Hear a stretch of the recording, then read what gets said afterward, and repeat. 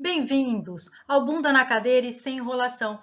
Sou a professora doutora Raquel Ruiz e vamos estudar, dando continuidade, o trabalho do professor na educação infantil, da organizadora Zilma de Moraes Ramos de Oliveira. Bora comigo!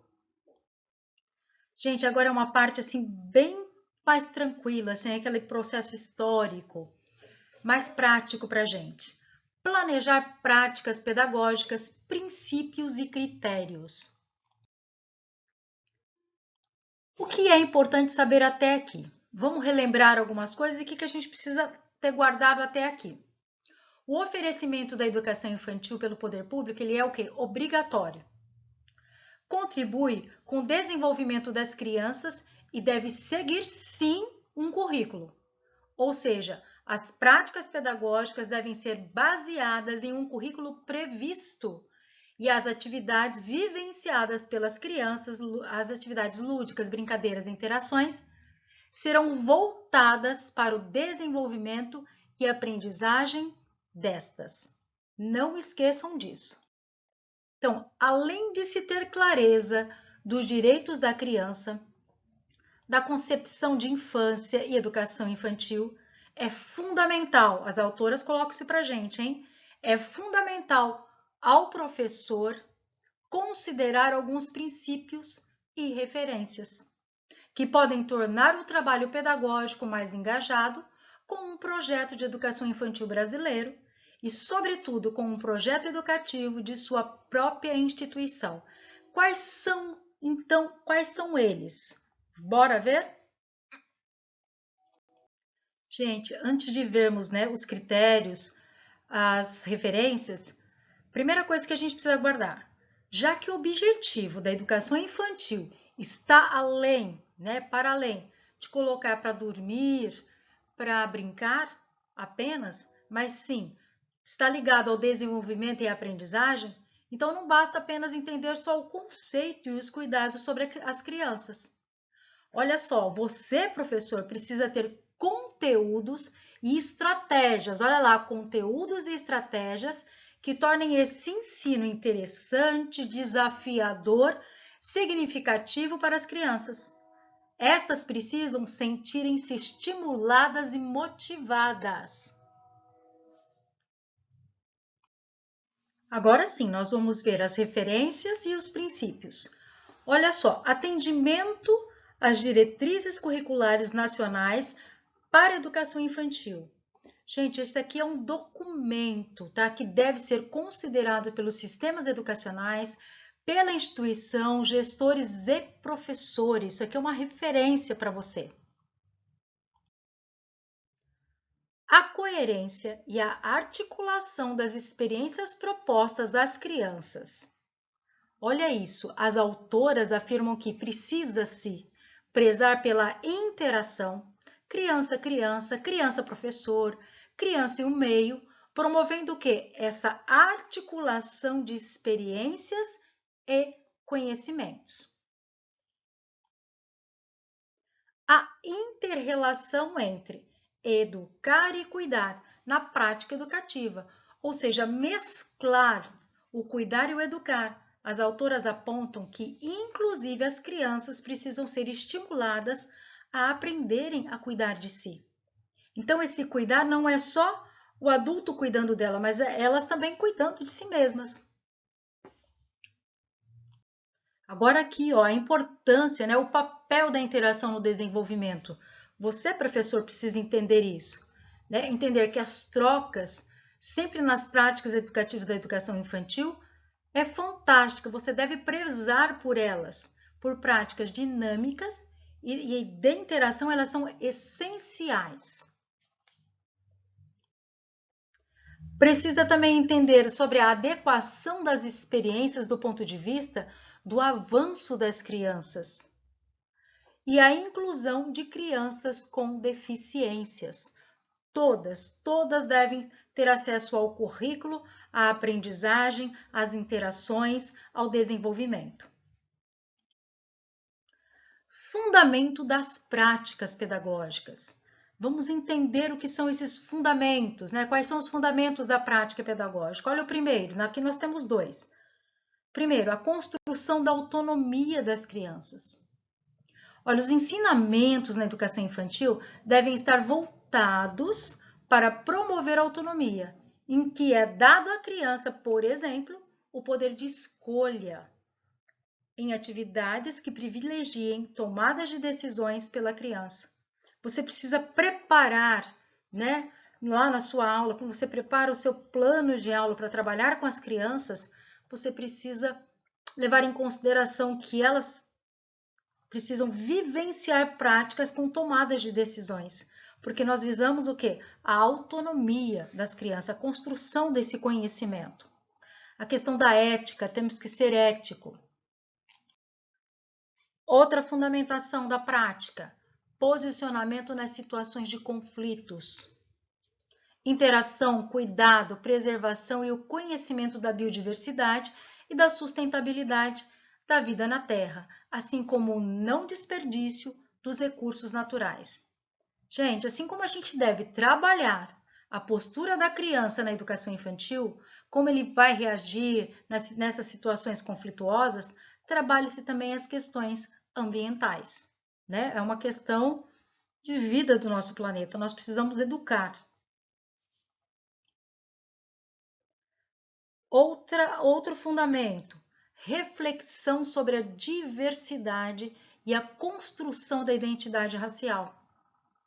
Ou seja, né, por meio de atividades, tarefas lúdicas, você, professor, deverá levar as crianças, né, a criança à compreensão e ao respeito à diversidade, ao apreço à identidade racial, ou seja, promover um ensino antirracista. Outro fundamento, os valores no modo como se propõe a aproximação das crianças às tecnologias. É possível sim, né, as autoras falam, trabalhar de forma educativa a questão das tecnologias e sem excessos. A gente ensina também essa questão do excesso, né? Vai ser aqui que a gente pode impor limites, como aprendizado. A interação tecnológica também em relação com o ser humano. Posso interagir tecnologicamente, mas também a interação pessoal, ela também é importante. Tudo isso é trabalhado. Outro fundamento, integrar rotinas de cuidado e de educação da criança. Isso precisa estar, né, no teu plano de aula, na tua rotina, isso precisa estar fundamentado mesmo. Integrar rotinas de cuidado e de educação da criança. Outra fundamentação das práticas pedagógicas, integrar as situações de aprendizagem ao conjunto de experiências. Outro fundamento, o currículo da educação infantil deve ter como eixos norteadores, não esqueça nunca disso, a interação e a brincadeira. O brincar aqui, gente, não é aleatório, pois por meio do brincar a criança aprende. Nós estamos reforçando isso, as autoras reforçam isso o tempo todo no livro. O professor deverá aproveitar o brincar como prática pedagógica, as mais variadas brincadeiras que poderá contribuir para o desenvolvimento da criança. O professor tem um papel fundamental na investigação dos processos de significação das crianças, tanto quanto na escolha de atividades promotoras de desenvolvimento, e ele deve se responsabilizar por criar bons contextos de mediação entre as crianças, seu entorno social e os vários elementos da cultura. Gente, olha o nosso papel aqui de professor. Olha lá o papel fundamental na investigação dos processos de significação das crianças, ou seja, o professor, você deve desenvolver um perfil de pesquisador. Conhecer os alunos, por meio da investigação, conhecer o comportamento, o gosto, aquelas situações de conflito, quais atividades são significativas para o aluno. O professor, olha, da educação infantil, precisa trabalhar, observar individualmente com as crianças, né, e não por atacado. Você precisa investigar de forma individual. As autoras, gente, ainda ressaltam a importância de reconhecer as crianças como cidadãs de direito, desde o nascimento, valorizando os seus interesses. Nós temos aí o ECA, né, que reforça isso, os direitos das nossas crianças. A inclusão deve reger o planejamento de todas as atividades na educação infantil. Todos devem ser incluídos. E ao desenvolver estratégia, ou seja, eu tenho que desenvolver estratégias de cooperação com as demais crianças. Ou seja, eu preciso, por exemplo, né, quando ela fala aqui da inclusão, o aluno com deficiência, ele precisa ter acesso ao currículo, precisa ter acesso às atividades, às interações, ao lúdico, e as demais crianças precisam também aprenderem a conviver com essa diferença e estar também incluindo. Ou seja, professor, você trabalha com estratégia de cooperação com as demais crianças. 3. A construção de ambientes de convivência e aprendizagem nas instituições de educação infantil. Olha como se dá os ambientes, né, que elas trazem para a gente na instituição de educação infantil. As instituições de educação infantil são lugares com função sociopolítica e pedagógica, em que são produzidas novas formas de sociabilidade e de subjetividade comprometidas com a democracia e cidadania.